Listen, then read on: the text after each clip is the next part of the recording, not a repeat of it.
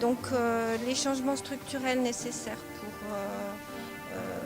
changer les choses de manière à adresser et à traiter les nouveaux défis démographiques et environnementaux sont des changements qui doivent premièrement avoir une démarche bien sûr d'inclure le milieu économique et les industries comme la Commission le fait jusqu'à présent, mais aussi d'associer beaucoup plus et beaucoup plus efficacement, beaucoup plus loyalement les citoyens, les paysans, les travailleurs, les jeunes, les mères de famille, le citoyen ordinaire, le résident et le citoyen ordinaire, à travers ces groupements de la société civile, bien sûr, à travers ces organisations en représentation, mais de tenir beaucoup plus compte, pas de leur voix en tant que voix, pas de leur voix en tant qu'individu, mais de leur voix en tant que quelles sont les vraies problématiques. Est-ce que les vraies problématiques sont uniquement d'ordre d'efficacité, d'ordre, par exemple, sur la réutilisation des déchets de l'agriculture. S'agit-il de résoudre la crise alimentaire?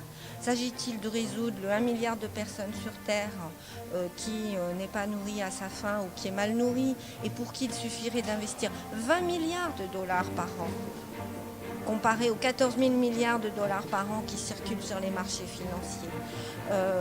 Donc s'agit-il de résoudre une crise alimentaire? S'agit-il d'augmenter la rentabilité des sols disponibles à la culture et d'optimiser, de rentabiliser ces surfaces pour produire de l'énergie ou pour produire de la nourriture? La problématique n'est pas la même. Et le fait de s'associer à la société civile permet d'avoir une approche plus écologique, pas seulement environnementale. Bien sûr que tout le monde se soucie de son environnement. Seulement, quand on envoie 70 millions de tonnes de déchets européens en Albanie, c'est pas en Chine, c'est pas en Inde, c'est à côté, et que de fait on stérilise l'avenir des Albanais et de leurs terres, est-ce que on adresse vraiment les questions environnementales? Est-ce qu'on traite vraiment les questions environnementales? Donc, le fait de s'associer un nombre très large de personnes et de points de vue permet d'avoir en soi, par nature, une approche écologique.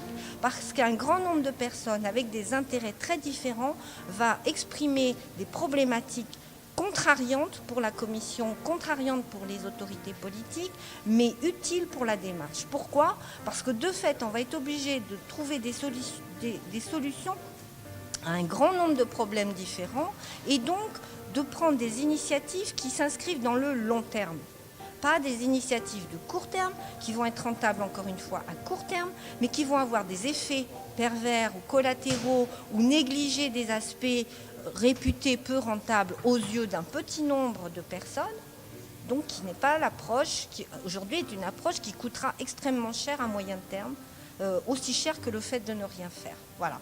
Et c'est la raison pour laquelle j'ai posé la question de savoir combien de personnes exactement avaient lu d'une part le rapport du GIEC, donc du groupe d'experts intergouvernementaux, et même leur résumé à destination des politiques. C'est une question très importante parce que les associations, les groupements d'intérêt, les ONG se font le relais de ce rapport, mais ce rapport doit s'ancrer vraiment.